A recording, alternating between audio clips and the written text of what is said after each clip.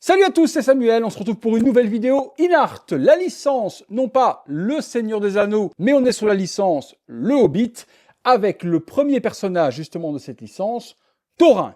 Les dernières réalisations d'InArt, on ne se ment pas, grosse dinguerie sur grosse dinguerie. La dernière en date était Rogue de l'univers d'Harry Potter. Si vous n'avez pas vu la vidéo, elle est là dans le coin. Dans cette vidéo, on découvrait la nouvelle technologie d'InArt avec le stick magnétique pour orienter les yeux. Et encore aujourd'hui, j'en reviens pas, de l'évolution incroyable de ce nouveau système qui marche à la perfection. Justement, cette nouvelle figurine de Thorin a également ce système d'orientation magnétique. On va voir si ça fonctionne tout aussi bien qu'avec Rogue. Allez, on est parti pour la vidéo. Le visuel, comme d'habitude, on a cette shipping brown box qui nous permet de protéger la boîte hardbox qui est à l'intérieur, le tout scotché de scotch InArt. Au-dessus, il y a bien la stipulation sur toutes les boîtes actuellement que vous devez filmer votre unboxing sans cut, sans montage ni rien. Tout cela pour prouver à InArt, en cas de défectuosité, de problème de casse dans le transport ou un problème de QC, donc de quality check,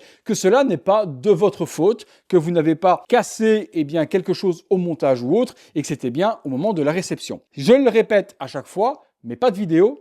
Pas de service après-vente. C'est assez clair et c'est noté de toute manière noir sur blanc ou du moins noir sur brun. Allez, j'ouvre ça. On va découvrir le tout ensemble. C'est une figurine qui n'est pas encore sortie officiellement.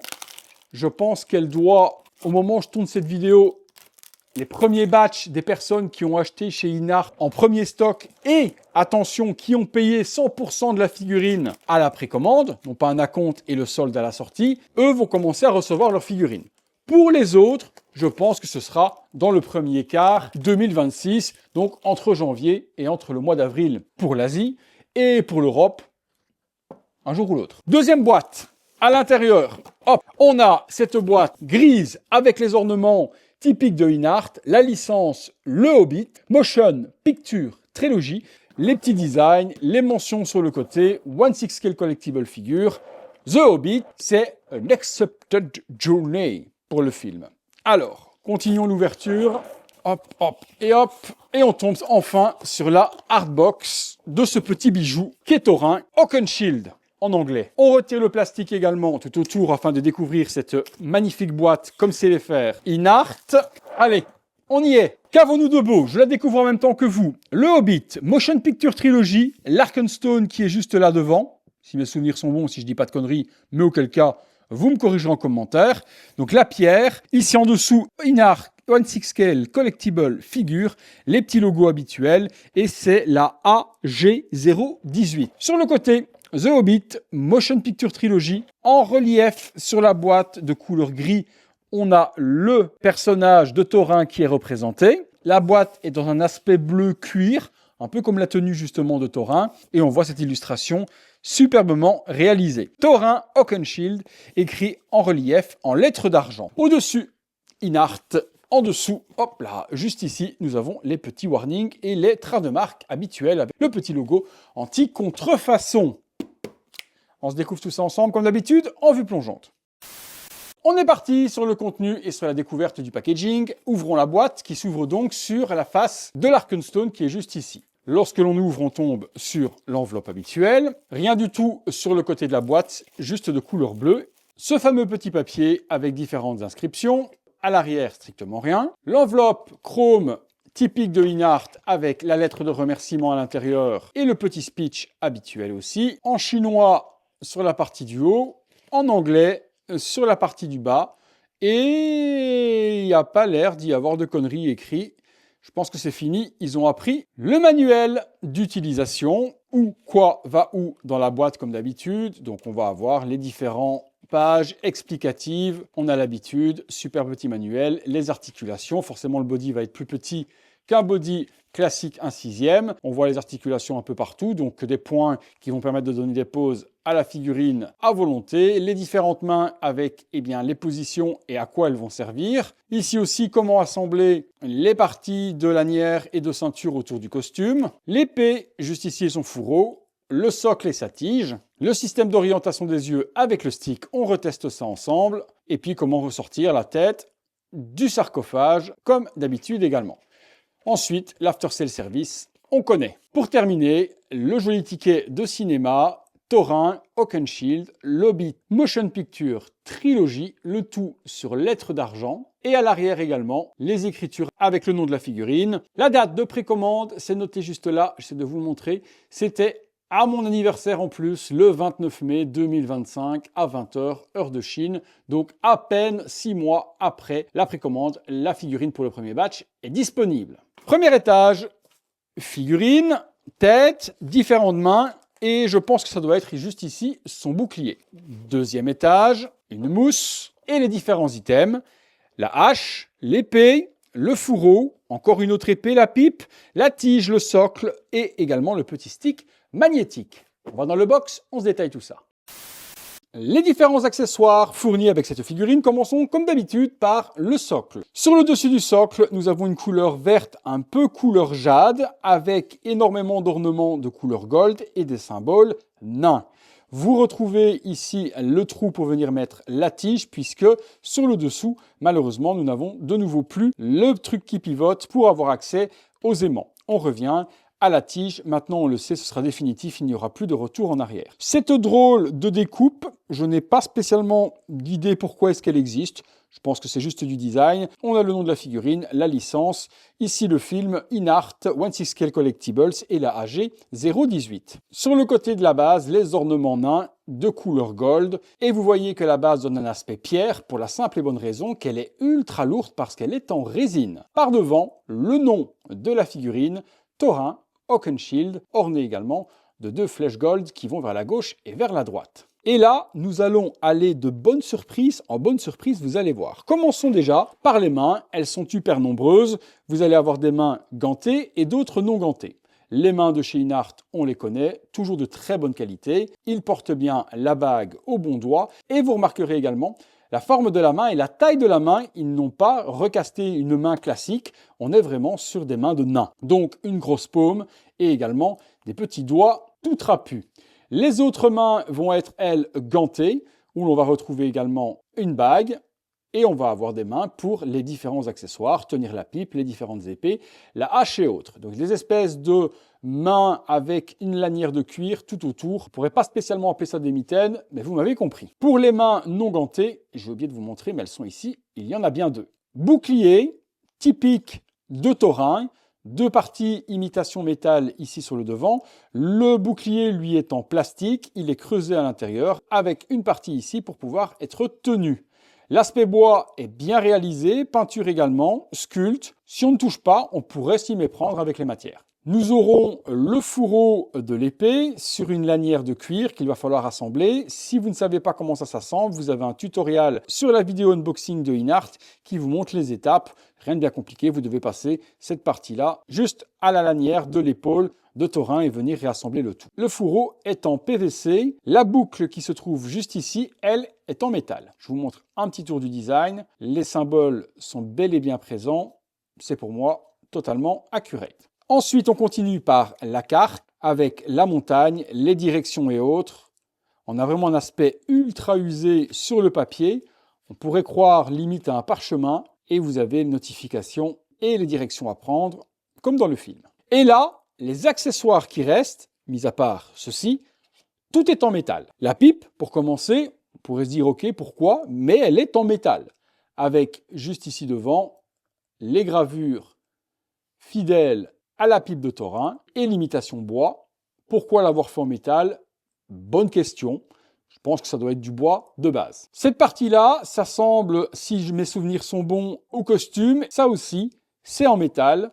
Et vous avez les gravures, la couleur bronze brossée de gold. Dans les matériaux, honnêtement, ils ne sont pas foutus du consommateur. Première épée, la lame complète est en métal, gravée également sur chaque bord. Quant au manche, lui, il est en PVC. On a également les ornements sur la garde et au niveau également du manche. L'épée de Thorin, encore en métal pour ceci, plastique pour la partie du manche, imitation en bois et métal aussi, pour la partie qui se trouve ici. Et on a dans le métal les gravures elfiques qui sont bien présentes et c'est très piquant. Faites attention de ne pas vous blesser. Troisième arme, toute cette partie-là est en métal pour la hache, plastique pour le manche, et également cette partie-là, imitation bois, et on a aussi les gravures nains dans le gold de la hache. On terminera par la clé, qui elle aussi est en métal, passe sur la figurine. Et là, maman, quelle dinguerie monumentale sur le tailoring, sur le soin apporté sur Thorin de la part de Inart. C'est une œuvre d'art. Le costume est tellement compliqué à réaliser par forcément le chara-design qu'ont voulu les costumiers des nains, mais on va se détailler ça, vous allez voir que rien n'est laissé au hasard. Commençons par les bottes. PVC sur le bas, PVC sur les lanières tout autour, le tout sculpté. On revient sur une partie en plastique ici également devant pour la protection de la chaussure. Ensuite, au lieu de faire un truc en plastique dégueulasse, on a une espèce de peau de bête, une espèce de sanglier ou je ne sais quoi, pour la partie complète jusqu'au mollet de la botte de Thorin. Donc là, peau de bête synthétique, réalisme absolu. Pantalon, avec les ornements au niveau des genoux. On passe ensuite sur la partie en dessous où il a une espèce de tablier, on va appeler ça comme ça, de couleur bleue. Par-dessus, la tunique du film, avec également, regardez-moi ça, tous les designs sont bien représentés. On a du velours suédine sur toutes ces parties qui se trouvent ici.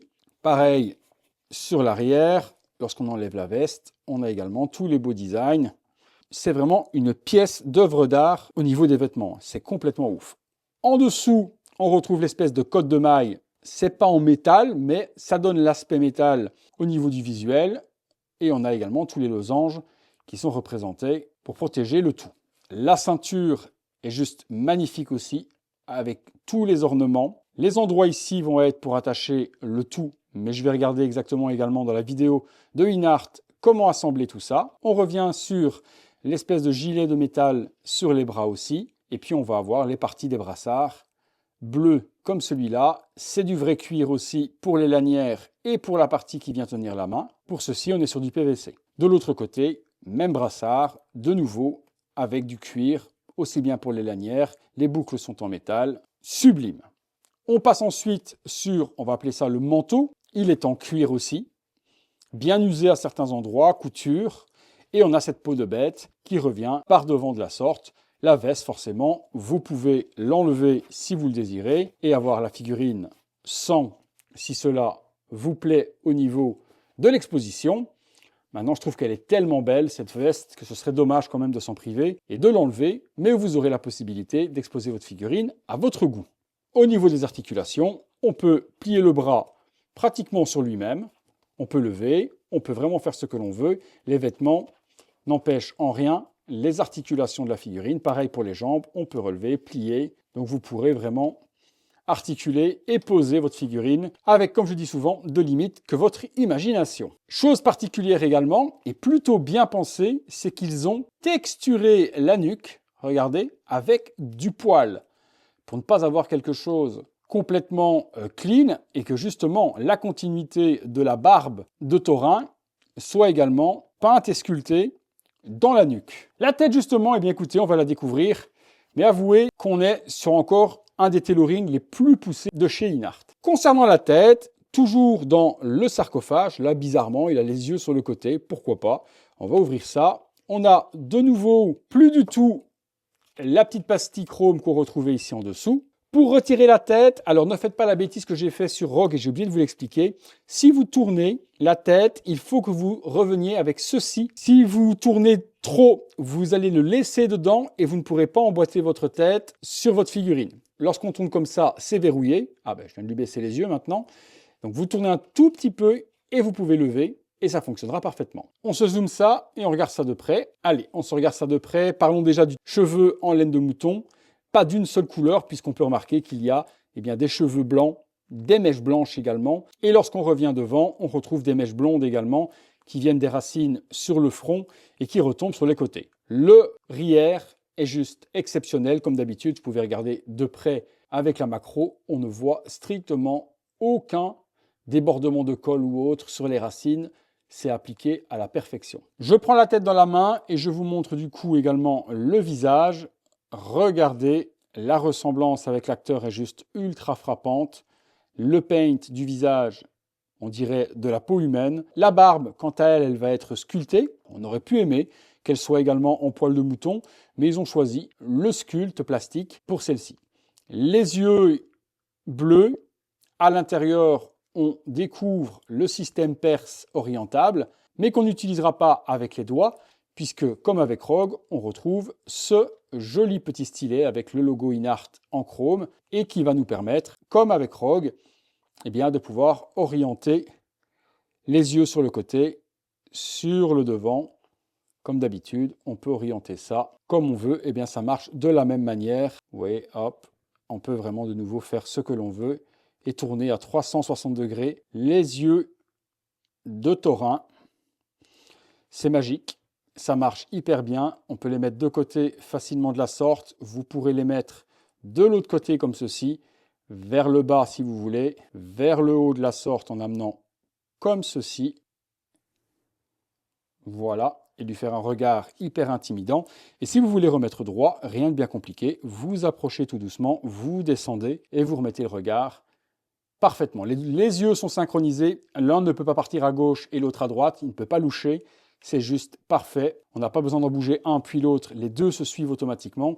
Donc cette révolution pour moi des yeux orientables avec le stick, c'est ce que tout le monde devrait faire aujourd'hui. Même si les autres, on leur dirait, ok, vous avez copié sur, oui, copier sur parce que ça fonctionne vraiment bien. Et je ne pense pas spécialement que InArt ait déposé un brevet là-dessus, puisque j'ai déjà vu Blitzway le proposer aussi sur ses futurs statuts de l'univers de Star Wars. Sublime chose également, on retrouve de jolies tresses avec un bijou sur le bout qui vient nouer justement cette dernière.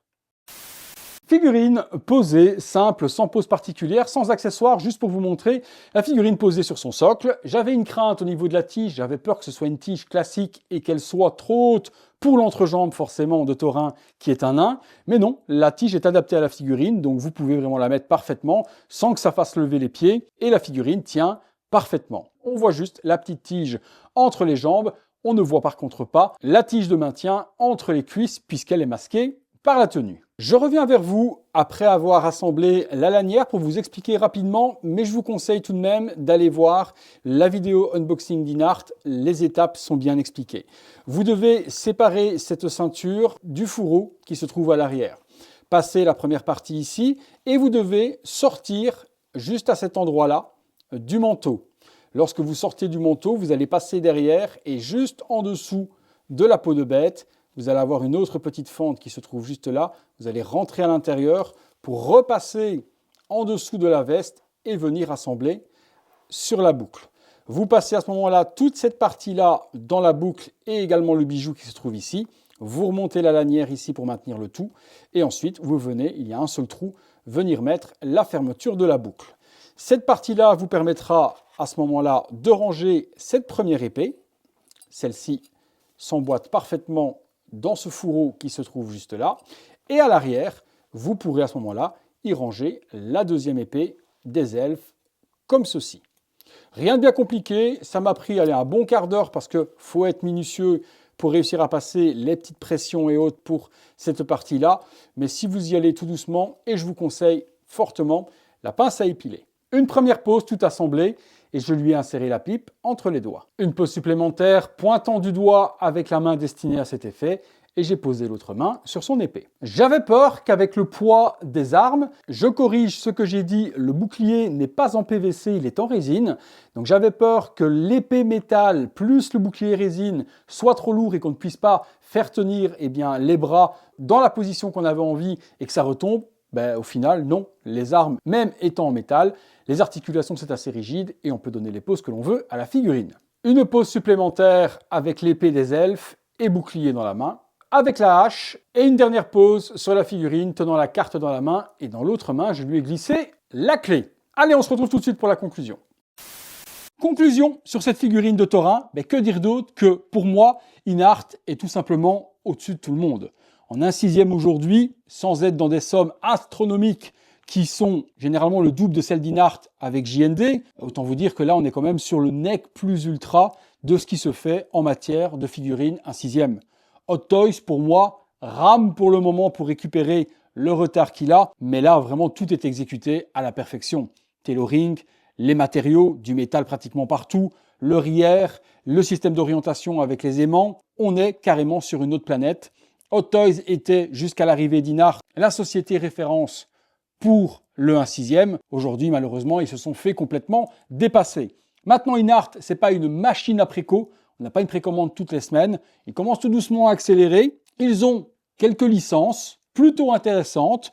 Terminator arrive prochainement, puisque je pense qu'au moment où je tourne cette vidéo, que la semaine prochaine, on aura le T800 du premier film. Et tout doucement, on a vu également à la Wonderfest de nouvelles licences qui vont arriver. Vous me direz ce que vous en pensez, comme d'habitude, en commentaire. Si vous recherchez la figurine, comme d'habitude, très difficile de les avoir au prix de la précommande. Une fois que c'est sorti, ça explose en prix. Si j'arrive à vous en trouver quelques-unes, je vous mettrai mes coordonnées dans la description de la vidéo. Vous n'aurez plus qu'à me contacter. Allez, j'attends de vous lire là en dessous si vous avez aimé la vidéo. Le like, l'abonnement, la cloche, les notifications. Comme d'habitude également, si vous voulez voir toutes ces vidéos en avant-première, il y a le bouton rejoindre. Merci à tous et à très bientôt pour une prochaine vidéo. Salut à tous.